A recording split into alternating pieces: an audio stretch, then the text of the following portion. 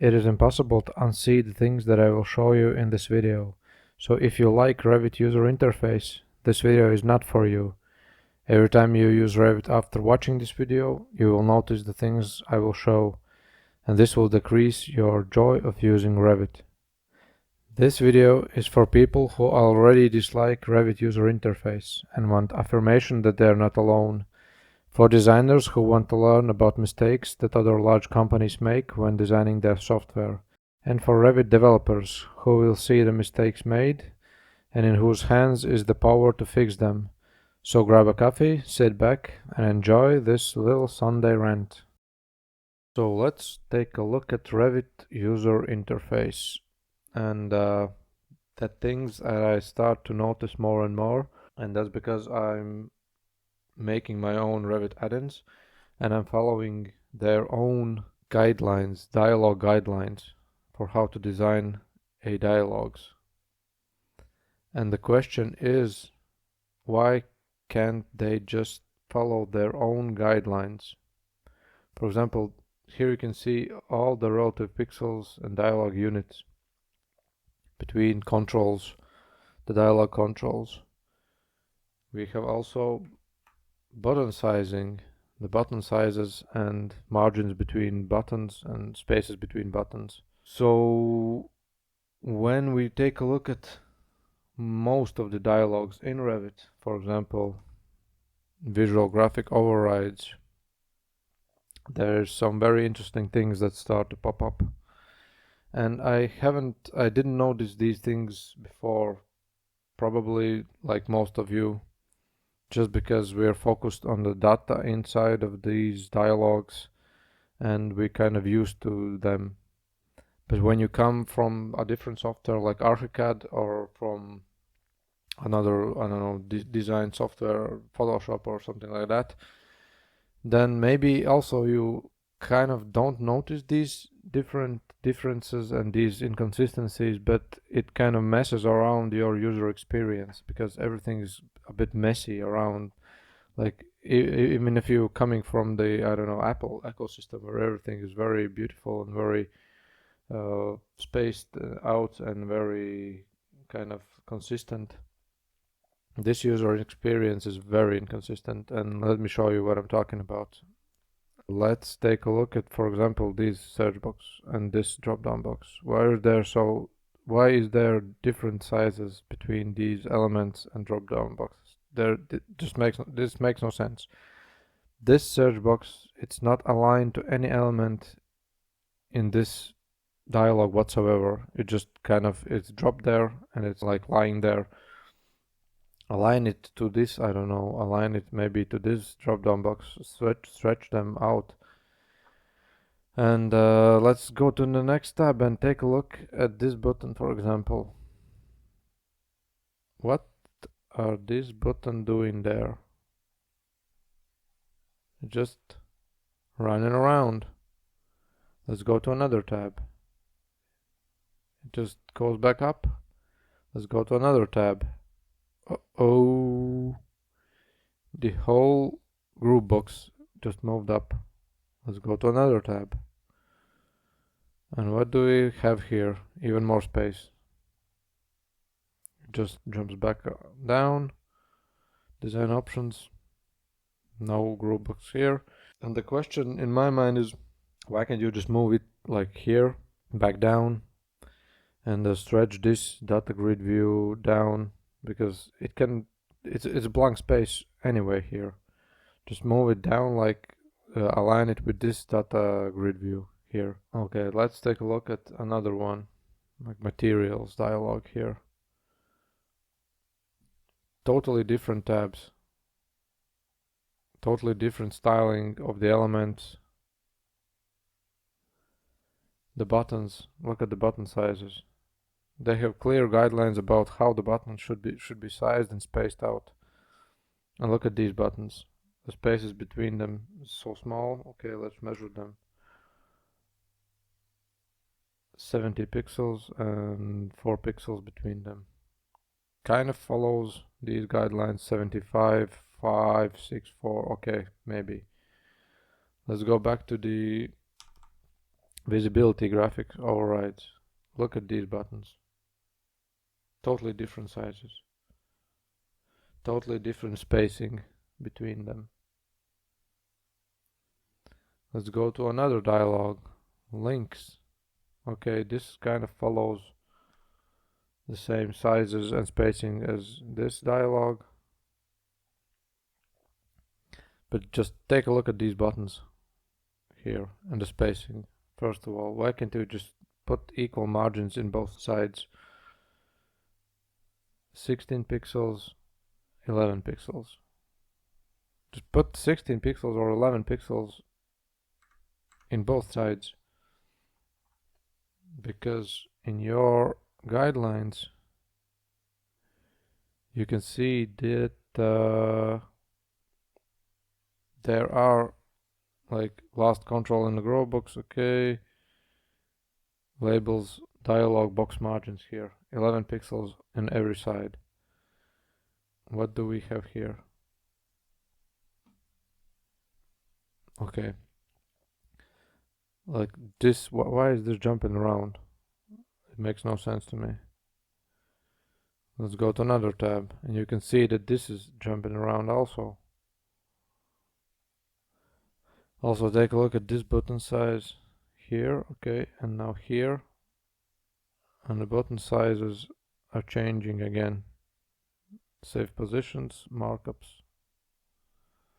It's not like this text doesn't fit in this button here. It clearly does. They just plainly resize the button for no reason at all. Again, these buttons just floating around here, okay.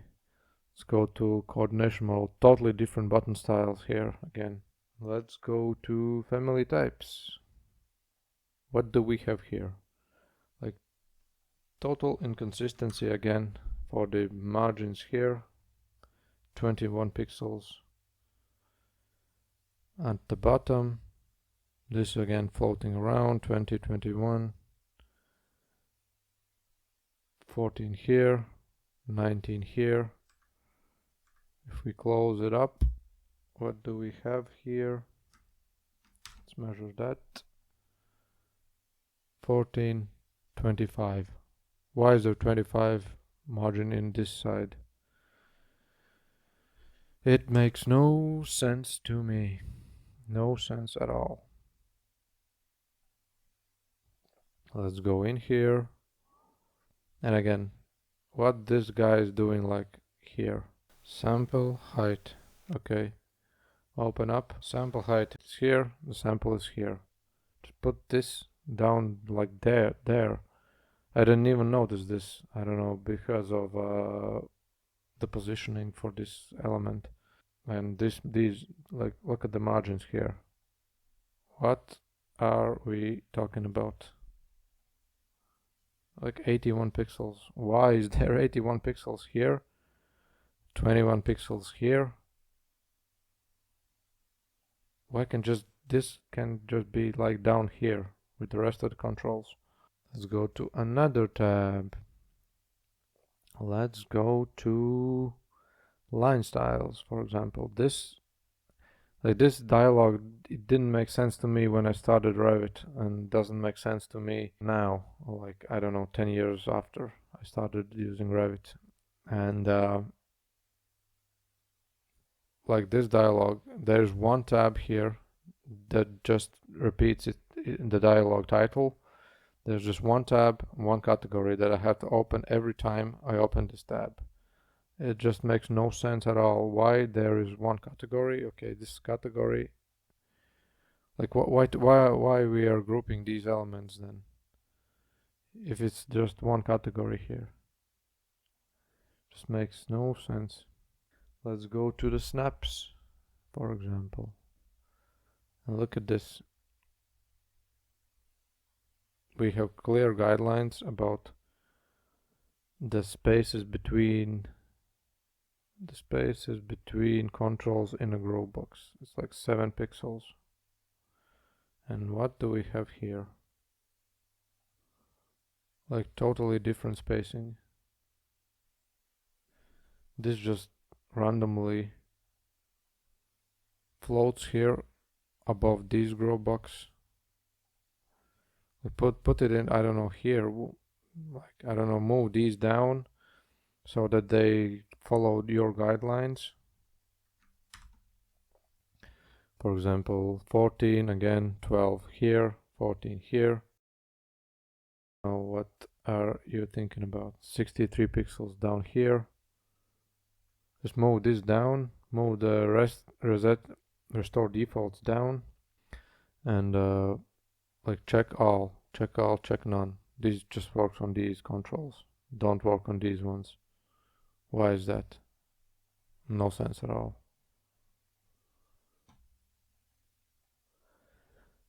Let's go to the options dialog, for example. Again, why is this space so large here? There is no controls in any of these tabs that goes down there. Why it's like spaced out so much? Again, 11 pixels, 15 pixels here, 11 there.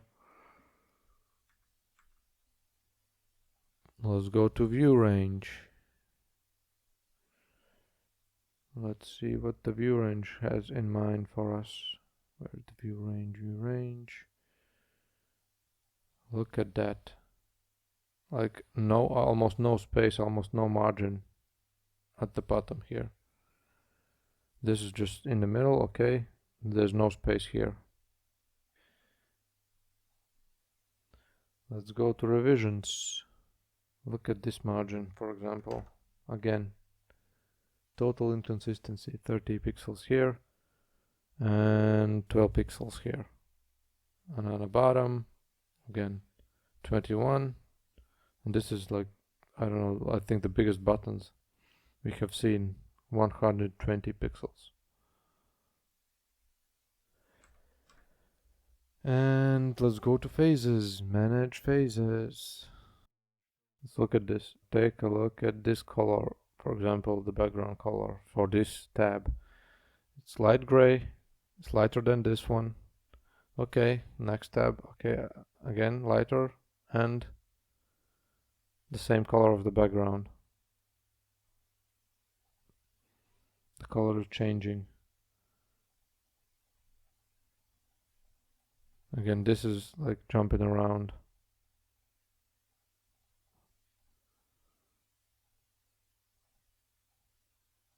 This is jumping around. You have buttons here and you have text here. Just make them equal height. And there's probably many more examples for this kind of dialogue inconsistency throughout the Revit that I won't go over. Like, for example, this work sharing dialog also, just floating around these elements. Why there is so much space here, I don't know. And this is kind of the thing that I don't understand, why it's not that hard to fix these issues. There are probably some user interface designers in the Autodesk. When they add these buttons, for example, these are new buttons for this dialog. Just fix the margins all around when you take a work on this dialog. Why it's so difficult to like manage all of your design assets and your spacing throughout the user interface? It just doesn't make sense to me. The inconsistency of the controls also. Like here you have this style of controls. In the options there are totally different controls. It's very inconsistent throughout the whole user interface. And another thing is that my display settings are a bit different than I think most of you. It's 125 scale. I know that if you can 4K display, it's probably a bigger scale, but it's 125 here. And for that, there is the issue with all of these icons. They're kind of a bit blurry because of the scaling, I think. Because I have another monitor that have scale of 100 and they're kind of quite sharp. And when I model these icons for my add-ins, I also noticed this difference in this old other monitor where there's scale 100, it's sharp, and here it's like a bit zoomed in and blurry, and it's because I think because these are PNGs and like pixel images, they're not vector images like SVGs, and they don't scale up very well. When they're scaled up, they become blurry. And that's also a big issue with all icons throughout this Revit user interface. All of them are a bit blurry, and that's also bad for the user experience. And I hope that the Revit developer takes kind of measures in this area also and fixes these issues. I think they're kind of overworking their user interface because of here's a new user interface again with different buttons, and I think this is like kind of the new style, WPF style framework that they are using, and I hope that this framework is going to come to all of the user interface. I think there was a dialog that already used that. It's not this one, I think, but also it's interesting that this is kind of a new dialogue. They are not using their own guidelines even in this dialogue.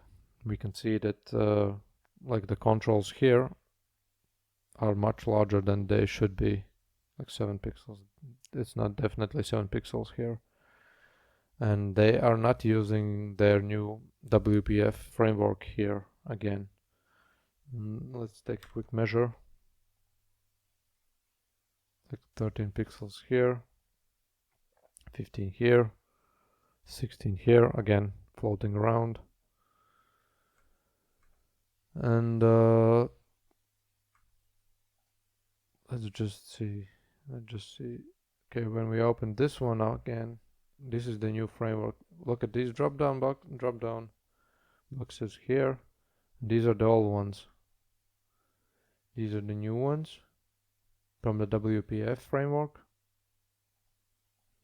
These are the old ones from Windows Forms framework. And I hope that they are like changing these, like changing all the dialogues to use WPF framework, and maybe then they will be consistent. Because look at these buttons, like totally different. Here and here, like totally different design of the buttons. These ones so big, and these ones much smaller, rounded corners. These are sharp corners. I know that the rounded corners is probably because of the Windows 11 experience that rounds these corners, but yeah, for the Windows 11 it's totally different experience for these buttons.